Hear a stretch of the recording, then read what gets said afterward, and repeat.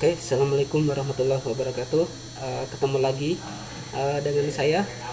Eh, di sini saya akan menyampaikan mata pelajaran PMKR, dan pembahasan pada hari ini adalah perawatan mesin kendaraan ringan, yaitu dengan subjudul adalah mekanisme katup.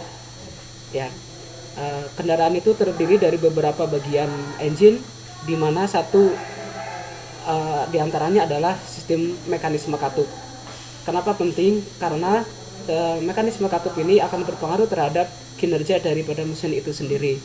Nah, pertama yang akan kita bahas adalah tentang mekanisme katup. Nah, katup memiliki peran dua, yaitu ada katup masuk dan katup buang, ya, atau yang dikenal dengan intake dan manifold. Selanjutnya adalah kita lihat kenapa memerlukan perawatan, karena dalam berkendara itu pasti akan mengalami yang namanya keausan dan perubahan bentuk daripada komponen mesin itu sendiri, sehingga memerlukan perawatan atau yang dikenal dengan kita kenal dengan perawatan berkala, di mana kita harus siap atau melaksanakan perawatan itu supaya kendaraan kita menjadi awet, ya, usianya panjang dalam penggunaannya. Yang akan kita bahas sekarang adalah tentang mekanisme katup. Nah,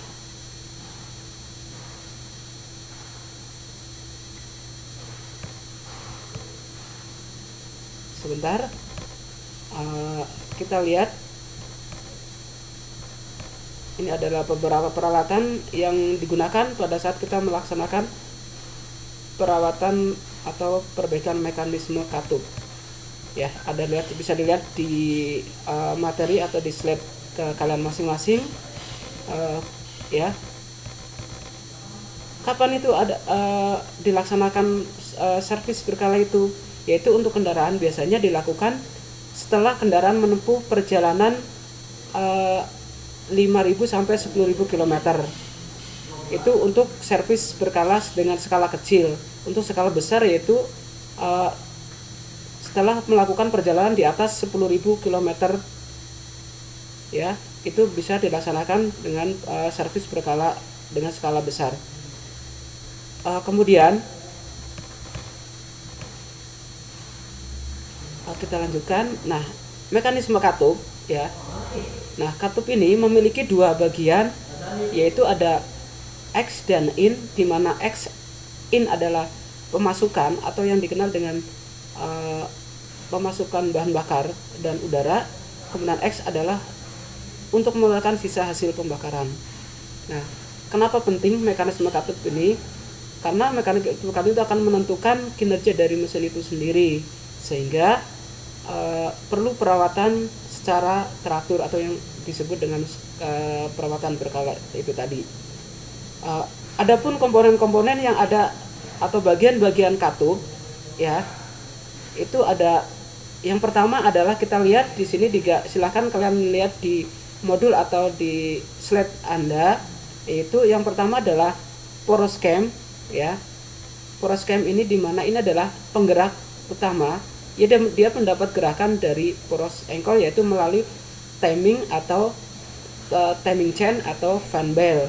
Nah, kemudian dari situ menggerakkan mangkok penumbuk atau lifter, ya.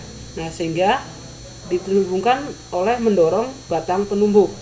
Nah, dari batang penumbuk itulah maka akan mendorong tuas katup, ya, tuas katup, sehingga akan menekan bagian katup, ya, katup itu, sehingga bisa membuka atau menutup sesuai dengan mekanisme yang sedang bekerja pada saat itu.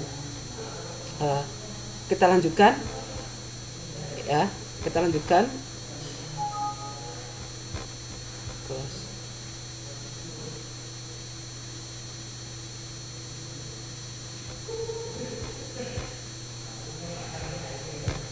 Kita lanjutkan. Nah, katup yang kita kenal yang ada itu ada overhead atau OHV, di mana katup ini memiliki keuntungan bentuknya ruang bakarnya yang lebih baik, namun kerugiannya adalah banyak komponen bagian yang harus bergerak sehingga mengakibatkan kelembaban massa besar sehingga tidak ideal untuk mesin putaran tinggi. Mekanisme katup dengan poroscam di atas, yaitu di situ yang dikenal dengan SOHC. Nah, pada konstruksi SOHC ini, poroscam berada di kepala silinder dan langsung menggerakkan tuas katup. Nah, ini biasanya DOHC ini digunakan untuk kendaraan yang memiliki tingkat kecepatan yang lebih tinggi, ya, gitu. Nah, kemudian teknologi yang ketiga adalah VVTI atau Variable Valve Timing Intelligence, di mana perkembangan teknologi yang semakin tinggi ini mengharuskan produk otomotif itu harus mengembangkan sistem mekanisme katupnya juga. Nah, sekarang banyak digunakan dengan menggunakan model VVTI atau Variable Valve Timing Intelligence. Yaitu prinsip kerjanya adalah bergerak maju mundur dan menahan antara sudut dengan roda. Sudut-sudut tersebut terpasang rigid yang terdapat pada poroscam dan roda VVTI.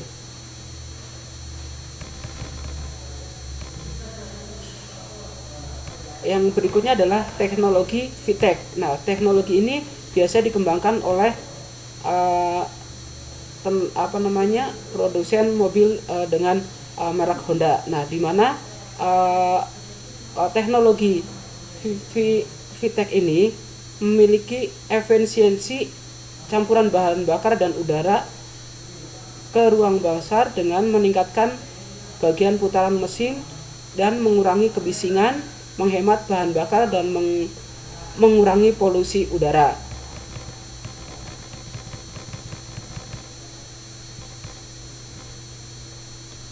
Ya, itu sebagai pengantar untuk hari ini, ya. Kalian bisa lebih lengkapnya lagi, bisa baca dan pelajari. Kemudian nanti ada sesi tanya jawab di kesempatan dan waktu yang berbeda. Terima kasih. Assalamualaikum warahmatullahi wabarakatuh.